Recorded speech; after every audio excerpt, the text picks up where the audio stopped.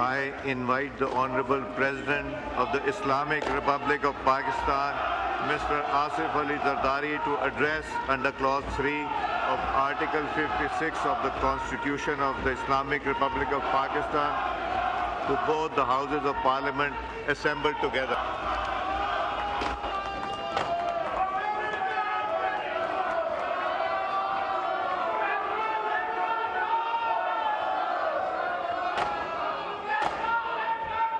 Bismillahir-Rahmanir-Rahim. Chairman Senate Sayyid Yusuf Raza Gilani, Speaker National Assembly Sardar Ayaz Sadiq, Prime Minister of Pakistan Muhammad Shehbaz Sharif, members of the Parliament, distinguished guests, ladies and gentlemen, Assalamu alaikum.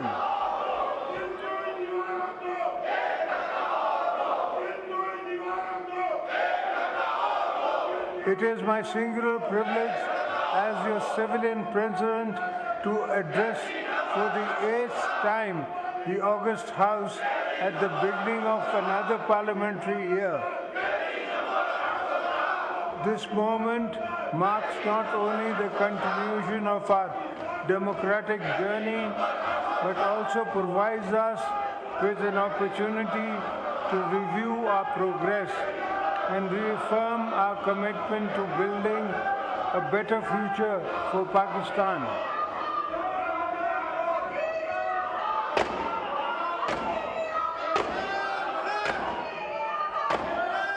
As we embark on this new parliamentary year, I urge this House to focus on promoting good governance and political economic stability.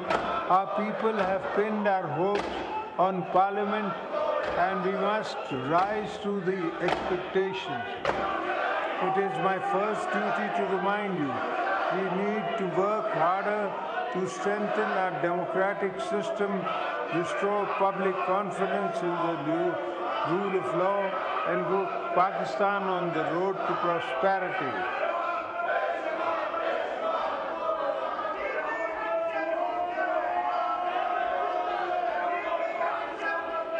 I would like to appreciate the government's efforts putting the country on a positive path to economic growth. Our foreign exchange reserves have witnessed a surge. There was a substantial increase in foreign direct investment, and the stock market also surged to a historic high. The government has also reduced the policy rate from 22 to 12%, and all other economic indicators have shown a healthy and sign improvement.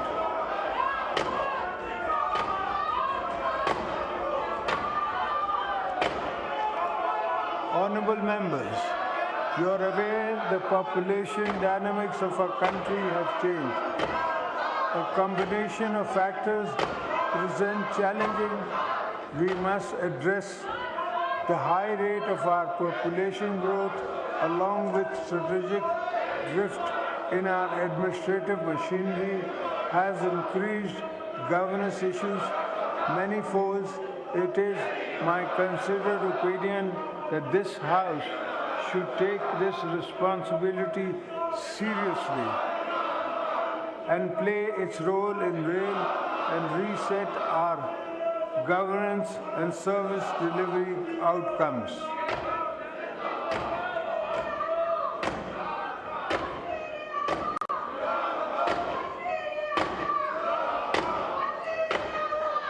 As far as the government is concerned, ministries need to redefine their vision and objectives and understand that pressing issues faced by the people of Pakistan have to be resolved within a certain time frame. We need to deliver tangible benefits, restore trust of the people in democratic institutions.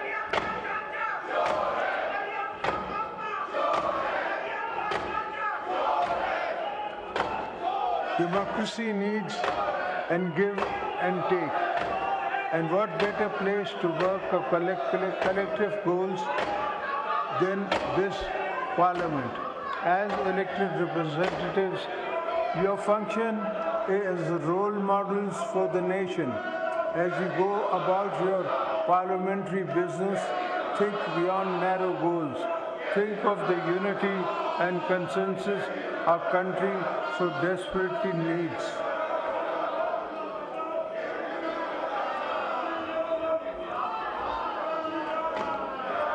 I would urge all you to empower our people, make decisions of national importance with consensus, encourage domestic, international investment for economic growth and job creation, foster social economic justice and ensure fairness and transparency in our system.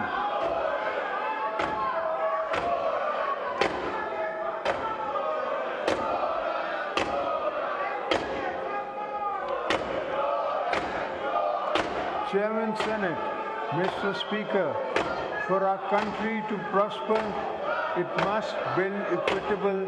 This is going to be a century of many new global changes, and to weather such transitions, we need to ensure that our peoples, with their different regions and resources, are on board of national development.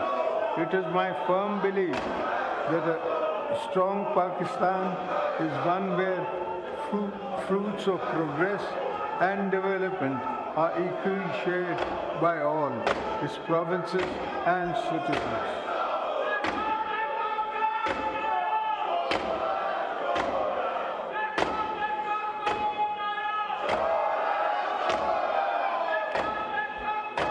We should work actively to promote inclusive and uniform development, ensuring no province, no district, and no village is left behind. The House should ensure development is not limited to a few select areas, but reaches every nook and corner of the country.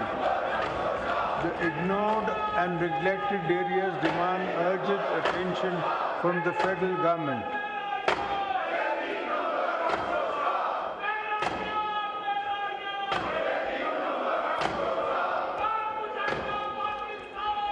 We also need investments in infrastructure, education, healthcare, and economic opportunities to address the sense of deprivation. Parliament is the one forum where any sense of deprivation cannot just be aired constructively, but also addressed with political empathy. By the executive branch, that is the test of real statecraft.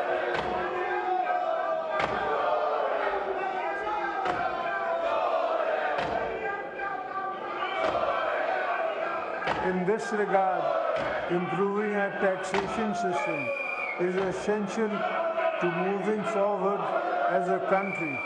We must reform and expand our tax net, not overburdening those who already contribute, but by ensuring that every eligible taxpayer participates in nation building.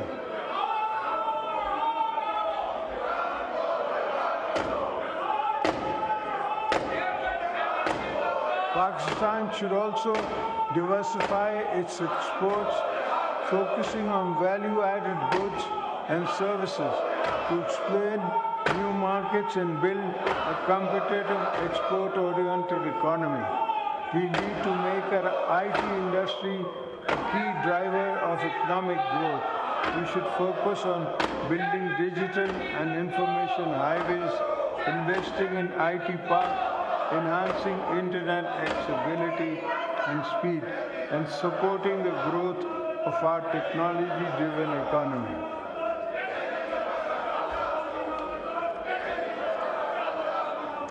Equally important is the sustained support of small and medium enterprises, we must ensure access to credit, address procedural bureaucratic hurdles, and create policies that promote youth-led businesses.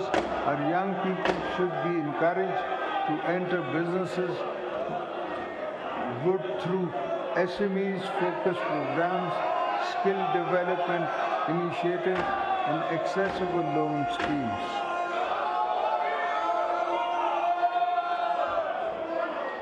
In order to achieve these objectives, I would like to urge the House to play its role to increase the ease on doing business. Investors, small businesses, and international companies must find Pakistan an attractive potential of investment.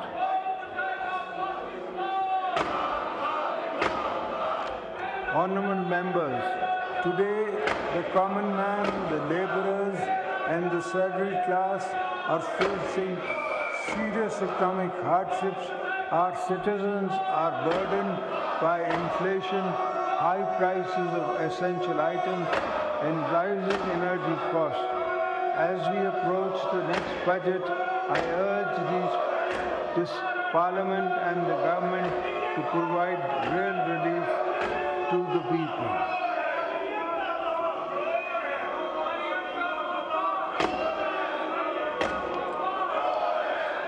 The government should take measures to forthcome budgets to increase salaries, pension, reduce income taxes on salaried class, lower energy costs, which would help reduce financial burden on them.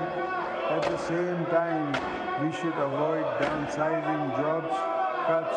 Instead of our focus should be on creating jobs and utilizing trained manpower productively.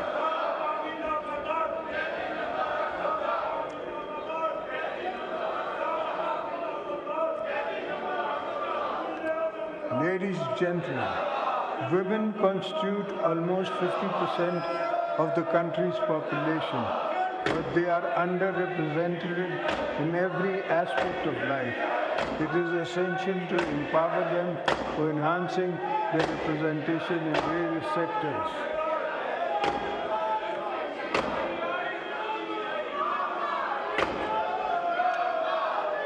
The most important intervention we can make as government and parliament is to make women at the bottom of the social pyramid financially independent, in accordance with the vision of Mohtarama Banerjee Bhutto. The Banerjee Income Support Program (BISP) remains a crucial lifeline of millions of families. Its reach must be expanded and cash transfers should be further enhanced.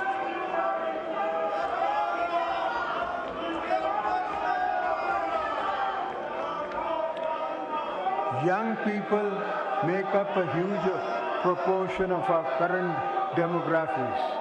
They need hope and inspiration. We should ensure the children are not outside schools in Pakistan. Promoting higher education, enhancing research in the universities should be a fundamental priority for creating a knowledge-based economy.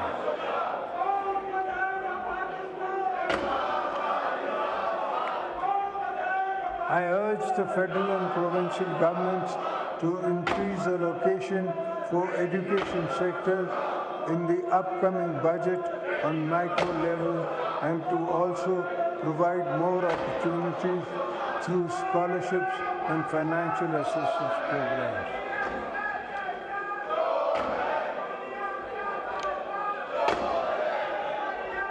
This is also the moment for us to reflect on how we can enhance access to quality health care, all our citizens, reduce worrying incidents of malnutrition and polio vaccination in many children. Emphasis should be laid on primary health care.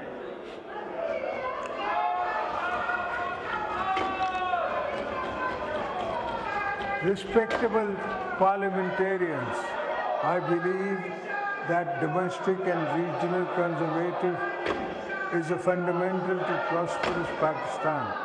We need a strong, efficient transport infrastructure, road networks and modernized railways.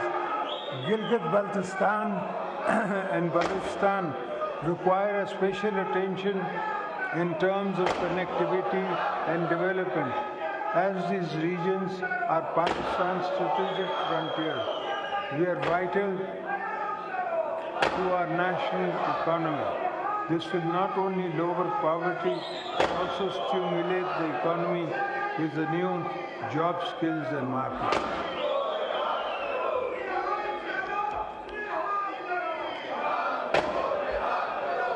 The China-Pakistan Economic Corridor, CPEC, and Gwadar Port remain central to our vision of connectivity. These projects must fully realize so that Pakistan can serve as a gateway to international trade, linking Central Asia, South Asia, and Middle East.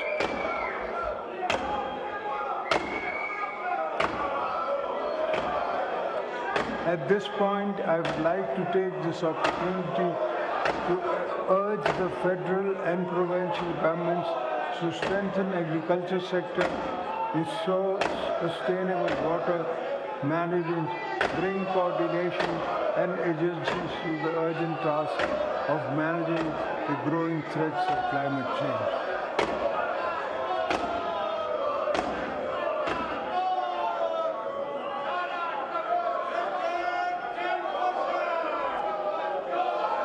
I say this because agriculture is a key pillar of our economy, and it is imperative that we modernize this sector by adopting new farming techniques, developing better seeds, investing in agricultural research and development, creating more jobs by making land more productive.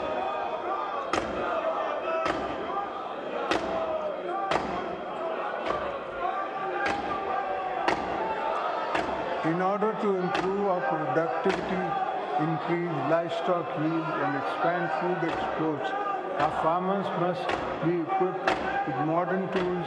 We must aim for stability and self-sufficiency in food production.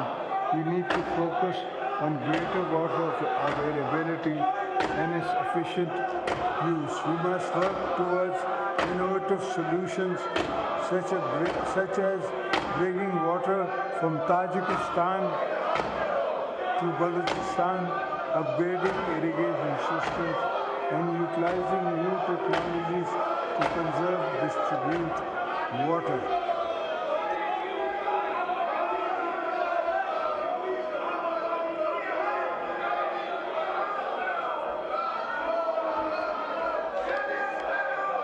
Our fisheries and livestock sectors have immense potential. Pakistan's rivers, lakes, and coastal areas hold untapped opportunities for fisheries.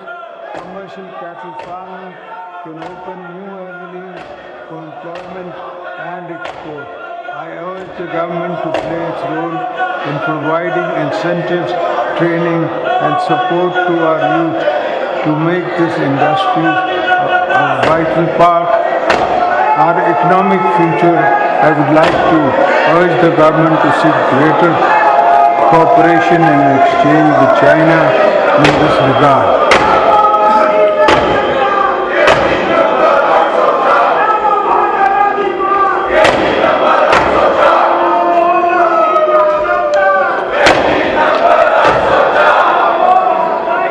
You are aware that Pakistan is one of the countries most impacted by climate change. We should focus on restoring biodiversity, adaptive strategies on the food and water security nexus, and preservation of economic systems.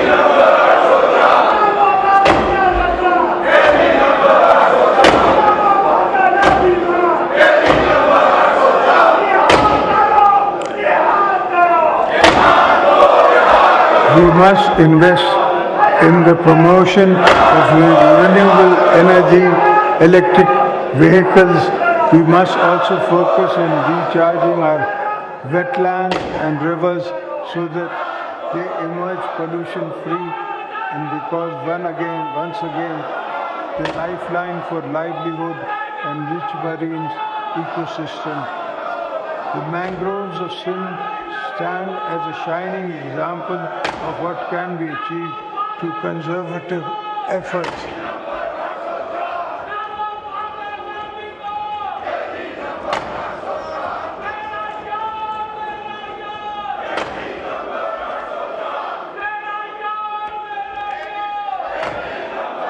I'm glad to share that in Sindh we have planted 2 billion mangroves, which have also earned Sindh government a substantial finance through carbon credits.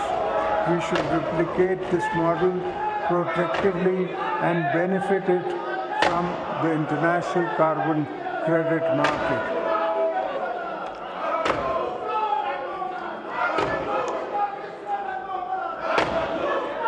Members of the Parliament, we view the current internal and external security challenges. We need to further strengthen our security capabilities and enhance capacity for our law enforcement agencies to effectively deal with menace of terrorism. Parliament needs to play a role in building a consensus to tackle extremist ideologies as well as militancy that supports such violence.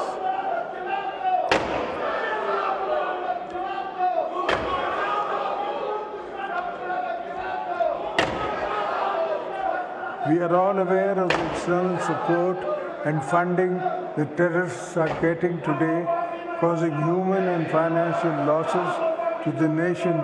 We must unite to ensure that the challenges don't gather more momentum, because already thousands of our security forces have sacrificed their lives in the fight against terrorism, and we cannot allow resurgence again.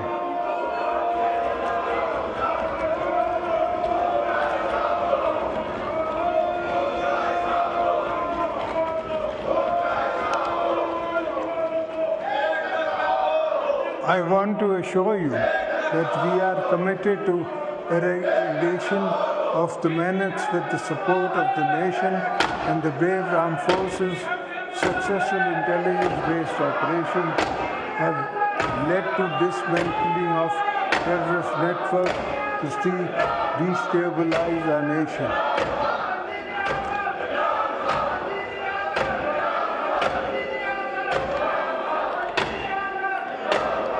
The entire nation is proud of its security forces and pays rich tribute to their bravery and dedication and countless sacrifices they have made in the service to the country. At the same time, we should not forget that militancy finds roots in deprivation and inequity. So we must focus on the development and regions most affected by terrorism and create employment.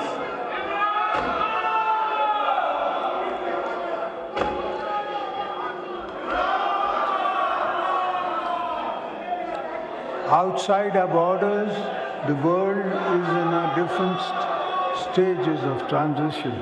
Pakistan remains committed to regional peace, stability, economic integration. Our foreign policies will always be guided by national interest, international cooperation, and principles of sovereignty, mutual respect. We should enhance our cooperation with friendly regional countries in the area of trade, economy, climate, and cultural exchange. We will continue to play our role as a responsible, peace-loving nation.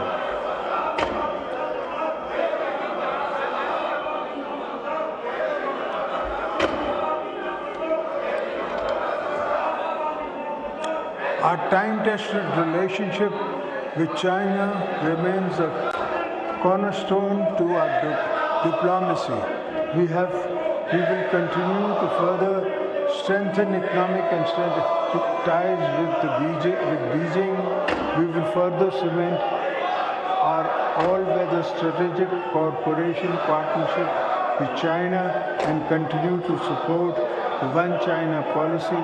During my recent visit to China, I had a fruitful discussions with Chinese leadership while inviting them to make more investment in CPEC to improve regional and economic integration.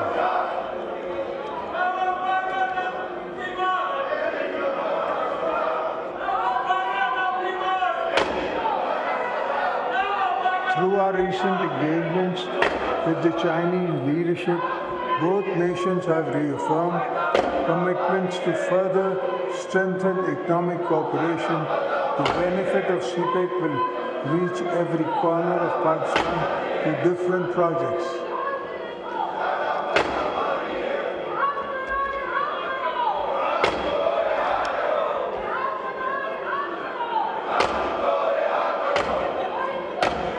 We deeply appreciate the support of our trusted friend Saudi Arabia, the United Arab Emirates, Turkey, and others who have stood by us in times of economic challenges.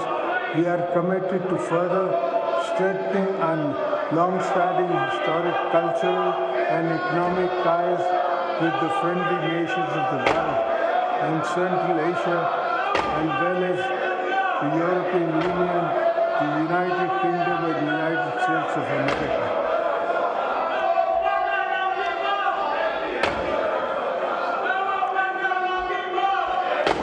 The recent successful counter-terrorism cooperation between the US and Pakistan is encouraging, and the two countries should build on this success to renew and enhance cooperation for joint goals.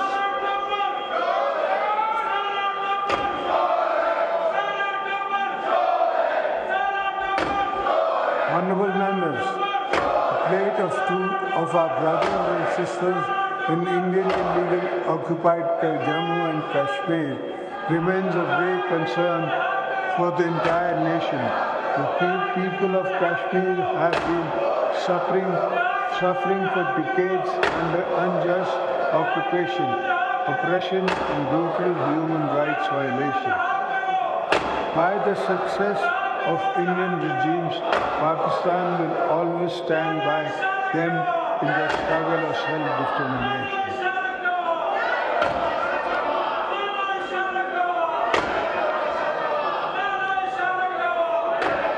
We will firm our unwavering moral, political, diplomatic support for the Kashmir people and call upon the international community to take decisive action against atrocities being committed by Indian occupied forces. The voice of oppression will not be silenced. Pakistan will continue to raise this issue at every international forum.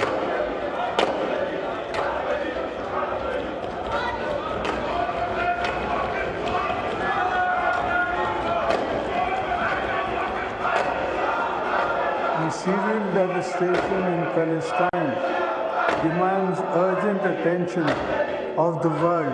The Palestinian people continue to endure violence, displacement, ethnic cleansing, and oppression at the hands of Israel's security forces.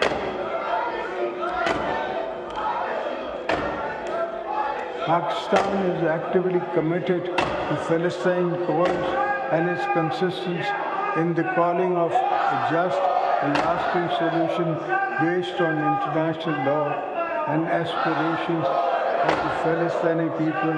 Our position is clear and wavering that establishment of an independent and sovereign Palestinian state with Al-Quds al-Sharif as its capital is essential for lasting peace in the region. Honorable members, before I conclude, I must draw the attention of the House of a matter concerning concern for this federation. I'm President of Pakistan. I have been elected by all 4 provincial assemblies and National Assembly and Senate of Pakistan. In the Constitutional framework, it is my duty to represent the federation.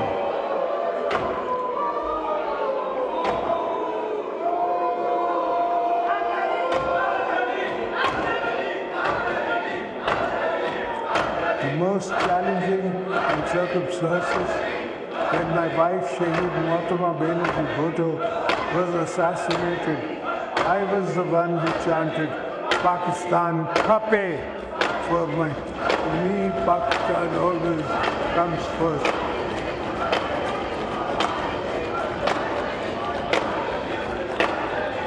It is therefore my constitutional duty as your president, my personal obligation as a patriotic Pakistani to caution the House and the government that some of your unilateral policies are causing grave strain on the Federation.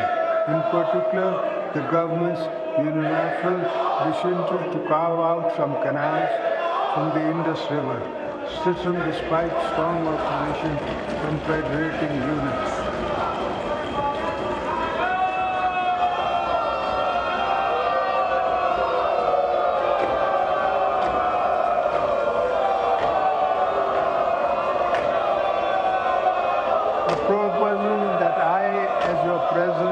Support. I urge this government to abandon this correct first proposal and work together with the stakeholders to come up with a viable, sustainable solution based on unanimous consensus among the federating units.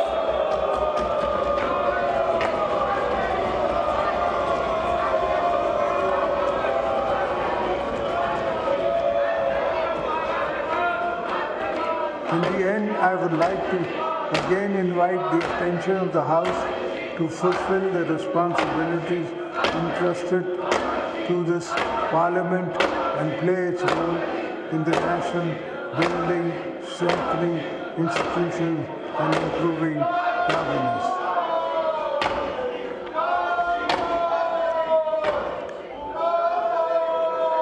Let us put national interests supreme. Set aside personal and political differences. Let us work together to revive our economy, strengthen our democracy, and uphold the rule of law. Let us strive to build a Pakistan that is just, prosperous, and inclusive. Make the best use of this parliamentary year. Thank you. Pakistan, Zindabad.